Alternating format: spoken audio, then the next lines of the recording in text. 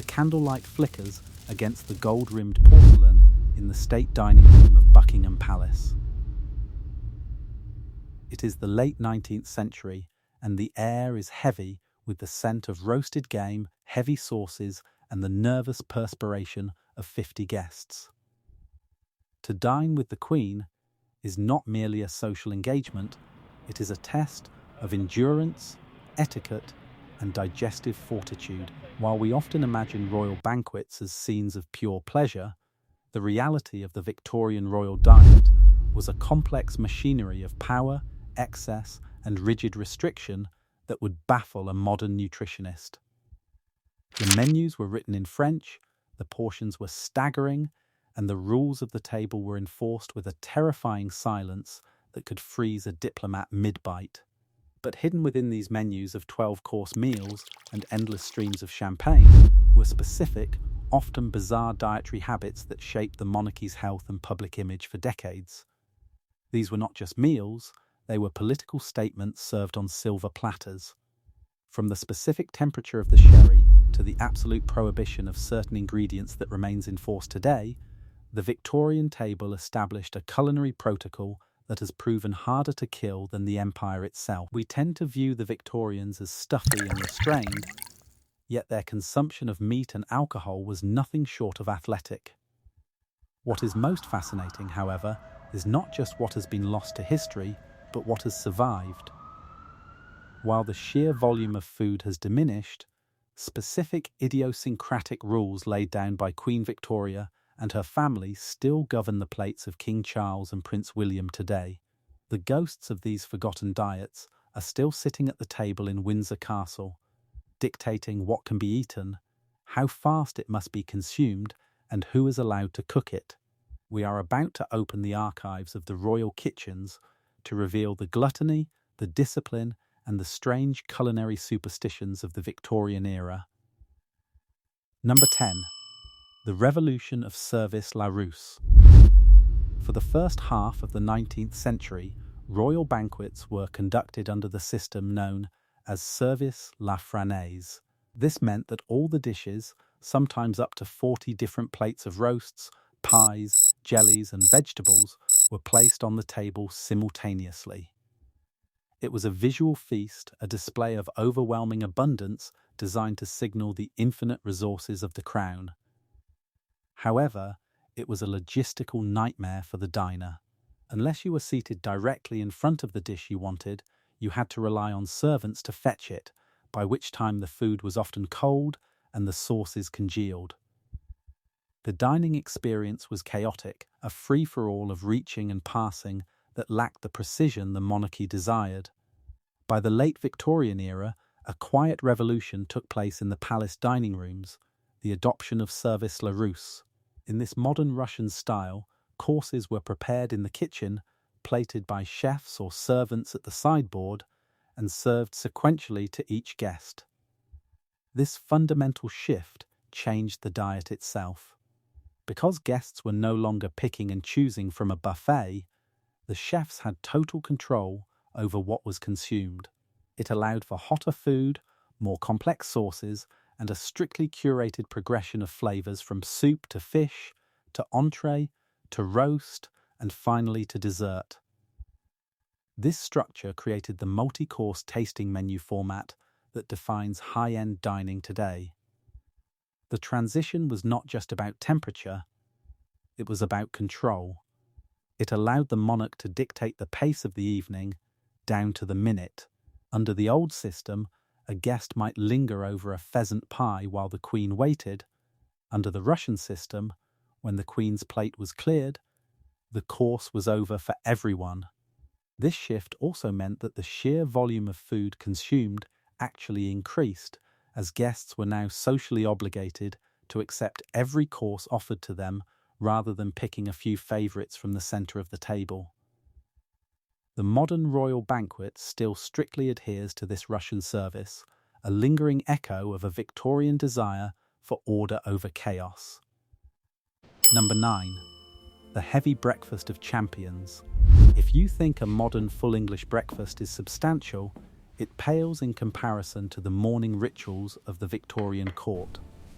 For the royal family, breakfast was not merely a way to break a fast, it was a foundational meal designed to sustain them through hours of correspondence and official duties. Records from the era describe sideboards groaning under the weight of mutton chops, grilled kidneys, steaks, and multiple varieties of fish, all served before 9 in the morning. This was a high-protein, high-fat diet that fueled the metabolic engines of a class that believed physical hardiness was a sign of moral rectitude. Queen Victoria herself, particularly in her later years, possessed a formidable appetite for breakfast. She would often enjoy eggs served in gold egg cups, accompanied by smoked haddock and various cold meats. But it wasn't just the food, it was the accompaniments. It was not uncommon for male members of the royal household to consume watered-down claret or even ale with their morning meal, a practice that has entirely vanished from modern royal life. The caloric intake before noon alone would likely exceed the entire daily recommendation for an average adult today. This heavy reliance on meat at breakfast was a status symbol. In a time when the poor subsisted on bread and tea, a royal breakfast of 5 different meats was a projection of agricultural dominance. Today, the royal breakfast has shifted dramatically towards the lighter, health-conscious preferences of King Charles, who is known to favour fruit, seeds, and soft-boiled eggs. However, the tradition of the country house breakfast with its chafing dishes of kidneys and kippers remains a staple at Sandringham during the holidays, a seasonal tribute to the iron stomachs of their ancestors. Number 8. The alcohol allowance. The Victorians are often caricatured as sober and puritanical, but the royal consumption of alcohol suggests entirely the opposite. The royal cellars were not just stocked, they were industrial operations. A typical dinner for Queen Victoria and her guests would involve a different wine paired with nearly every course. Sherry with the soup, white wine with the fish, champagne with the roast, claret with the game, and port or Madeira with the dessert. And this was merely the evening routine. The casual consumption of alcohol throughout the day was normalized in a way that would be classified as problematic by modern medical standards. Prince Albert was relatively moderate compared to the aristocracy of the time, but the culture surrounding the throne was saturated in spirits. Whiskey, particularly Scotch, became a patriotic beverage of choice during Victoria's long stays at Balmoral. She famously enjoyed a mix of claret and whiskey, a potent combination that she believed had medicinal properties. The belief in alcohol as a restorative tonic was widespread, and the Queen was known to drink Vin Mariani, a wine infused with coca leaves, the raw ingredient of cocaine, which was marketed as a health drink for energy and vitality. This tradition of specific royal drinking habits persists, though with more moderation. The late Queen Elizabeth II was famous for her specific ritual of a gin and Dubonnet before lunch, and King Charles is a known advocate for Laphroaig whiskey. While the volume has decreased significantly, no one is drinking a bottle of champagne at lunch anymore. The discerning palate for specific, high-quality spirits is a direct inheritance from the cellars established during the Victorian expansion. Number 7. The obsession with game meat. The Victorian era coincided with the golden age of the great sporting estates. The railways allowed the royal family to travel easily to the Scottish Highlands, and Balmoral became the spiritual home of the royal diet. Here, the menu was dominated by what was shot that very day. Venison, grouse, pheasant, and ptarmigan were staples. This was the ultimate farm-to-table diet long before the term existed, but it was driven by blood sport rather than environmentalism. The meat was often served high, meaning it was hung for days or even weeks until it began to decompose, intensifying the gamey flavour that the Victorians prized. This preference for game was political. It connected the monarch to the land and the aristocracy's traditional role as stewards of the countryside. To eat a stag shot on one's own estate was the ultimate expression of ownership. Queen Victoria was particularly fond of venison and would have it shipped from Balmoral to Windsor or Osborne House, so she would never be without it. The preparation was heavy, often involving rich reductions of red wine and red currant jelly to cut through the strong, metallic taste of the meat. This is perhaps the one area of the Victorian diet that remains almost completely intact. The current royal family are still avid hunters, and game remains a central part of their private diet, especially around Christmas at Sandringham.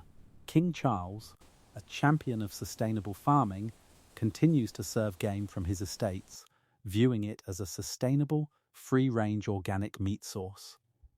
The hanging times may have been reduced to suit modern palates, but the connection between the gun and the plate is as strong now as it was in 1880. Number 6. The curry kitchen. One of the most surprising elements of Queen Victoria's later diet was her genuine love for Indian cuisine. Following the arrival of her Indian servant Abdul Karim, who was promoted to the role of munshi or teacher, the Queen became fascinated with Indian culture. She ordered that curry be prepared daily in the royal kitchens. However, the French chefs in the royal household were baffled by the spices and techniques required. To solve this, a separate station was established, and Indian chefs were brought in to ensure the Queen had authentic dishes. These were not the sweetened, mild curries often served in British pubs today. They were aromatic, complex dishes that the Queen ate with enthusiasm, often to the dismay of her more conservative courtiers who found the smell offensive and the concept un-British. Victoria stood firm. She would offer curry to her guests at lunch, and while many politely declined, she would enjoy it as a symbol of her status as the Empress of India. It was a culinary claim of dominion over the subcontinent, digested daily. Today, the British love affair with curry is a national identity, but for the royals, it remains a specific link to the Commonwealth. While we don't know if King Charles eats curry every day, the inclusion of spices and global flavours in the royal repertoire began here. Victoria's insistence on the daily preparation of curry was a radical departure from the Francocentric menus of the time, proving that her palate was far more adventurous than the dreary meat and potatoes stereotype of her reign suggests. Number 5. The speed eating protocol. Dining with Queen Victoria was not a leisurely affair, it was a race. The Queen was known to be an incredibly fast eater. This personal quirk became a rigid rule of court etiquette because of the protocol that stated no one could eat after the monarch had finished. As soon as Victoria placed her knife and fork down, the servants, trained to be hyper-observant, would immediately swoop in and clear the plates of every guest at the table, regardless of whether they had finished or even started. Guests would often recount the tragedy of seeing a delicious plate of roast quail or prime beef placed before them, only to manage a single bite before the Queen finished her portion and the plates were whisked away. It created an atmosphere of tension where courtiers had to choose between indigestion from wolfing down their food or hunger from politeness. This rule was absolute. There were no exceptions for slow eaters, not even for visiting dignitaries or beloved family members. While this draconian enforcement has relaxed, modern royals are trained to pace themselves to put their guests at ease. The underlying principle of the monarch setting the pace remains. The king or queen still signals the beginning and end of the meal. The difference is that today, the monarch will often leave a small amount of food on their plate to allow others time to finish, a diplomatic courtesy that Victoria, in her hunger and authority, rarely extended. Number 4. The turtle soup and brown Windsor. If there is a dish that symbolises the lost grandeur of the Victorian table, it is green turtle soup. This thick, gelatinous broth made from the flesh of imported sea turtles was the pinnacle of luxury, a mandatory starter at any state banquet worth its salt. It was rich, expensive, and ecologically devastating. Thousands of turtles were shipped live to London to satisfy the aristocracy's craving for this status symbol. Alongside it was the infamous brown Windsor soup, a hearty, meat-heavy concoction that was a staple of the royal household, rumoured to be eaten by Victoria almost daily to maintain her strength. These dishes have largely vanished from the menu, and for good reason. The green turtle is now an endangered species, and the heavy flour thickened brown Windsor soup fell out of fashion, becoming a joke about bad British catering. However, they represented a specific philosophy of Victorian nutrition that strength came from concentrated meat essences. The soup wasn't a light appetizer, it was a liquid roast dinner designed to fortify the constitution against the damp British weather. While you won't find turtle soup on the menu at Buckingham Palace today due to conservation laws, the tradition of starting a meal with a clear, potent consomme remains. The modern royal palate prefers lighter, vegetable-based soups or sustainable seafood, marking a shift from the heavy, murky broths of the 19th century to the crystal-clear, ethically sourced appetizers of the 21st. Number 3. The gluttony of Edward VII. While Victoria was a hearty eater, her son, King Edward VII, known as Berthier, turned eating into a competitive sport. His diet is the stuff of legend and likely contributed to his nickname, Tum Tum. A typical day for Edward involved a glass of milk and biscuits in bed, followed by the massive breakfast we described earlier. Lunch was another multi-course affair. Then came the Victorian innovation of afternoon tea, which Edward embraced with zeal, consuming scones, cakes, and sandwiches. Dinner was a 12-course marathon, often followed by a late-night supper of grilled oysters or caviar. Edward's influence on the royal diet was profound because he demanded the highest quality.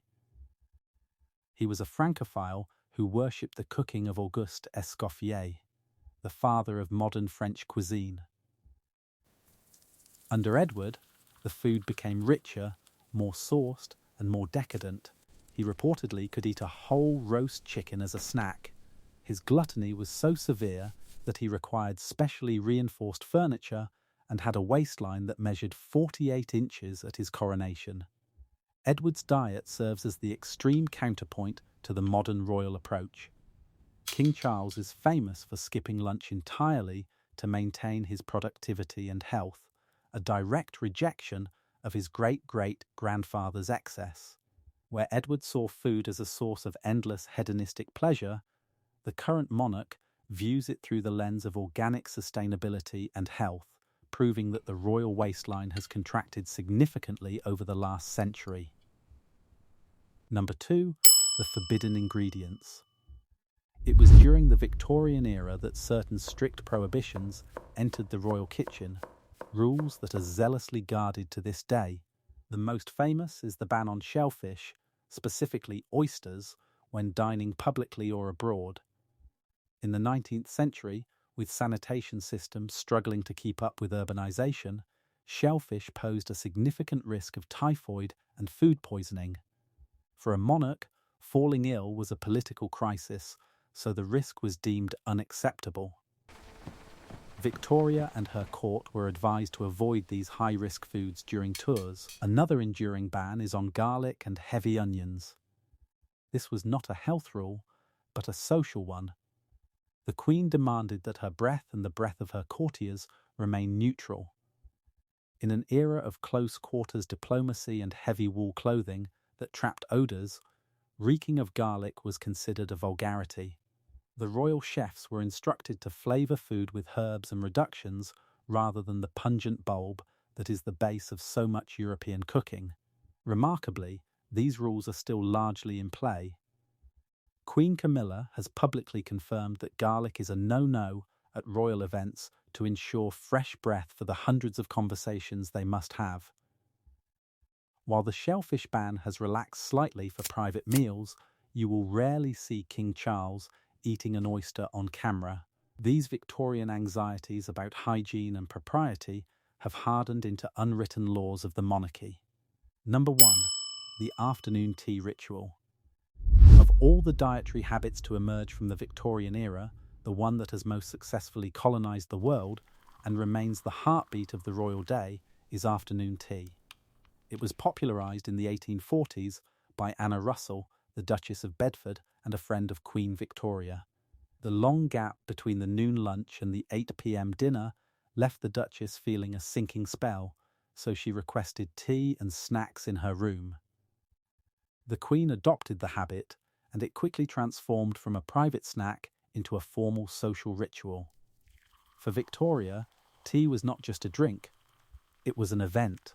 It required specific cakes, including the sponge cake that bears her name, cucumber sandwiches with the crusts cut off, and the finest teas from the colonies. It was a moment of feminine power, a time when the Queen could entertain privately without the rigid pomp of the state dinner. It was during these teas that much of the soft diplomacy of the era took place. Today, this is the most vibrant survivor of the Victorian diet. The late Queen Elizabeth II was religious about her afternoon tea, reportedly never missing it, regardless of where she was in the world. It remains a daily fixture for the current royal household. While the 12-course dinners and heavy breakfasts have faded into history, the Victorian invention of the 4 p.m. pause, a moment of civility, sugar and caffeine, remains the enduring legacy of a dynasty that knew exactly how to use food to civilize the day. We look back at the Victorian royal diet with a mixture of horror and fascination.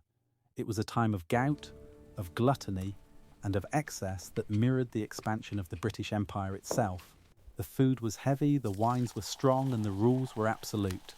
Yet as we strip away the turtle soup and the endless joints of venison, we see the foundations of how the royals still eat today. The preference for game, the avoidance of garlic, and the rigid punctuality of the table. Do you think the modern royals should bring back the grandeur of the 12-course state banquet? Or is the shift toward organic, simpler eating a necessary modernization of the monarchy? It raises the question of whether a king should feast like a king or eat like a farmer. If you enjoyed this deep dive into the hidden history of royal dining, hitting the like button helps us uncover more stories from the archives. And for more investigations into the private lives of history's most famous figures, make sure you're subscribed. We have a video coming up on the dark history of royal medical treatments that you won't want to miss. I'll see you in the next one.